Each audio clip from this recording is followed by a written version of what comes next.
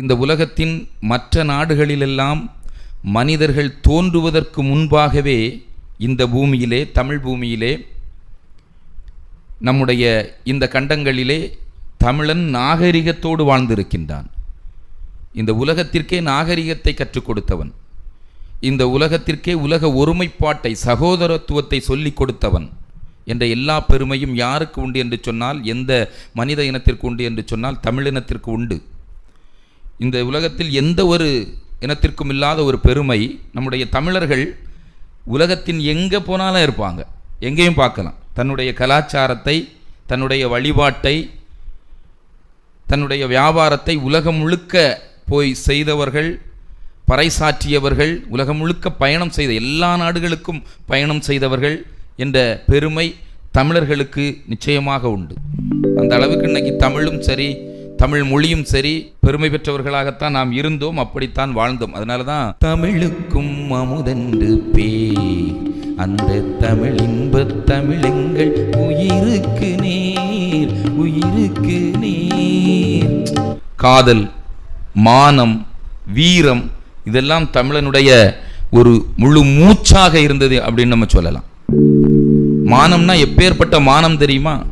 இன்னைக்கெல்லாம் என்ன மானம் இருக்கோ தெரியாது. மானம்னா என்னன்னு கேட்பான்.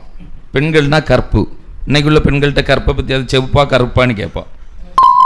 எத்தனை லிட்ரு, இல்லைன்னா எத்தனை கிலோ, என்ன ரேட்டு அப்படின்னு கேட்கக்கூடிய அளவிற்கு கற்புக்கு ஒரு முக்கியத்துவம், கொடுத்த வாக்குக்கு ஒரு முக்கியத்துவம், மானத்திற்கு. ஒரு முடி விழுந்துட்டுனா செத்து போமா, அது என்னமான்? கவரிமான். அந்த கவரிமான் மாதிரி வாழ்ந்தவன். கொடை, கடையேழு வள்ளல்கள், அந்த முல்லைக்கு தேர் கொடுத்த பாரியாக இருந்தாலும் சரி, இந்த மண்ணிலே நீதி நிலை பெற்று இருக்க வேண்டும் என்பதற்காக தேர் சக்கரத்திலே தன்னுடைய ஒரே மகனை மணிநீதி சோழன் தேர் சக்கரத்தில் விட்டு கொண்டான். கன்றுவுக்கு, பசு, கன்றை இழந்த பசுவிற்கு நீதி சொல்வதற்காக. அது அவனுடைய தமிழனுடைய நீதி அங்கு தெரிகின்றது. இப்படி மானத்தை எடுத்துட்டீங்க அப்படின்னு சொன்னால், கோச்சங்கணன், சோழ மன்னன் கோச்சங்கணனுக்கும் சேரமான் இரும்பொறை, சேரமான் இரும்பொறை அவ்வளவு வீரமுள்ளவன், அதே நேரத்தில் மானத்தை மிகப்பெரியதாக நினைத்து வாழக்கூடியவன். யாருக்கும் அடிமைப்பட்டு வாழ்வதற்கு அவனுக்கு தலைகுனிவு அப்படிங்கிறதே கிடையாது. நிமிச்சிங்கம் போல வாழ்ந்தவன். ஆனால் போரில் என்ன நடக்கின்றதுன்னு சொன்னால், சோழ மன்னனிடம் சேரமான் தோற்று விடுகின்றான். அவனை சிறைபிடிக்கின்றார்கள். சிறைபிடித்து கொண்டு ஒரு குடவாயில் சிறை, அந்த சிறையில் போட்டு அடைச்சிருக்காங்க. அவன் இருந்துகிட்டு இருக்கிறான். ஒரு நாளைக்கு அந்தி சாகின்ற ஒரு நேரம், இருள் சூழ்ந்த ஒரு நேரத்தில் அவனுக்கு கொஞ்சம் தண்ணி தாகம் எடுக்கின்றது. நீர் தாகம் எடுத்த உடனே சொன்னால், அவனுக்கெல்லாம் அவன் பெரிய மன்னன், யார் முன்னாலும் தலைவணங்கி அவன் அப்படி முன்னு சொன்னால் அவனுக்கு அத்தனை பணியாட்கள் வருவாங்க. இப்போ சிறைக்குள்ளே இருக்கிற அப்பேற்பட்ட மாவீரன் இப்போ தண்ணி கேட்கக்கூடிய ஒரு நிலைமை. தண்ணி கேட்கறதுக்கு கூட அவனுக்கு வாய் வரலை. இருந்தாலும் தாகம் அப்படி எடுத்துக்கிட்டே இருக்குது, விக்கல் எடுத்துக்கிட்டே இருக்குது. போய் தாழாமல் போய் அதில் இருந்த சிறை காவலன்கிட்ட போய் கேட்குறான், கொஞ்சம் குடிக்கிறதுக்கு தண்ணி கொடுப்பா அப்படின்னு கேட்குறான். உடனே அந்த காவலன் சொல்லுகின்றான், என்ன எனக்கு நீ வேலை சொல்கிறியா? அன்னைக்கு நீ பெரிய மன்னனாக இருந்திருக்கலாம், இன்னைக்கு எங்களுடைய கைதி, நீ சொன்ன வேலையெல்லாம் நான் செய்ய முடியாது, நீ தோற்று சிறைக்குள்ளே கிடக்க, உனக்கு தண்ணி ஒரு கேடா இப்படின்னு சொல்லி இழிவாக 4 வார்த்தைகளை சொல்லிவிடுகின்றான். இதை கேட்ட உடனே சேரமான் இரும்பொறை அப்படி அவன் என்ன செய்வதென்று தெரியாமல் அப்படி நிற்கிறான். ஐயோ, அன்னைக்கு போரில் தோற்று சங்கிலியால் பிணைத்து நாயை போல இழுத்துட்டு வந்தானுங்களே, அப்போ போயிருக்கணும் அந்த உயிர்.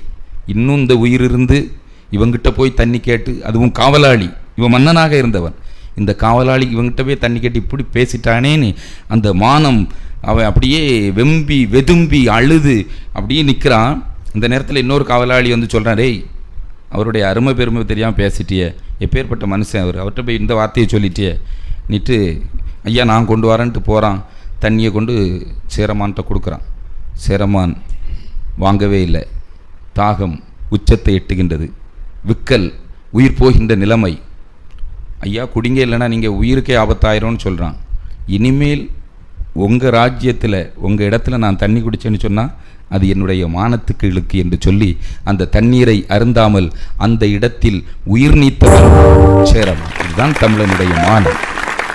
கருவினில் வளரும் மழலையின் நெஞ்சில் தைரியம் வளர்ப்பாள் தமிழன்னை.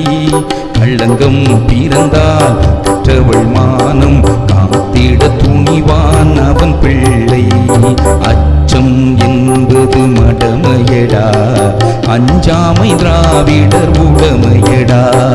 ஆறிலும் சாவு நூறிலும் சாவு, தாயகம் காப்பது கடமையடா, தாயகம் காப்பது கடமையடா. அச்சம் என்பது மடமையடா, அஞ்சாமை திராவிடர் உடமையடா. அப்படி மானமும் வீரமும் இரண்டு கண்களாக போற்றி வளர்ந்தவர்கள் தமிழ் மறவன். தன்னுடைய 5 வயது மகனை ஒரு போர்க்களத்திலே தன்னுடைய தந்தை இழக்கின்றாள், தன்னுடைய தமையனை இழக்கின்றாள், தன்னுடைய கணவனை இழக்கின்றாள், எல்லாவற்றையும் இழந்துவிட்டால் கடைசியில் மீதி இருக்கக்கூடியது அந்த 5 வயது பாலகன். போர் முரசு கேட்கின்றது. அந்த பையனுக்கு கையில் ஒரு ஈட்டியை கொடுத்து போர்க்களத்திற்கு சென்று வா என்று அவனுக்கு வீரத்திலகமிட்டு அனுப்பி வைக்கின்றாள் அந்த புறநானூற்று தாய். அங்கே போன அந்த குழந்தை வீரத்தோடு போர் செய்கின்றான். சாயங்கால நேரம் போர்க்களத்திலிருந்து ஒருத்தன் திரும்பி வந்துட்டு இருக்கான். அவன்கிட்ட கேட்குறான், என் மகனை பார்த்தீங்களா, ஒரு 5 வயது பையன் எப்படி போர் செய்தான்? அப்போ தான் அவனும் இழிவாக சொல்கிறான்.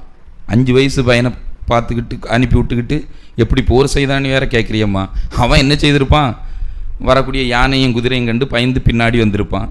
புறமுதுகில் இவனாவது குத்தி செத்து கிடப்பான். இதுதான் நடந்திருக்கணும்னு அந்த தாய் புறமுதுகு அப்படின்ன உடனே அவளுக்கு ஒரு கோபம் வருகின்றது. என்னுடைய மகனை பார்த்து இப்படி இழிச்சொல் சொல்லாதே.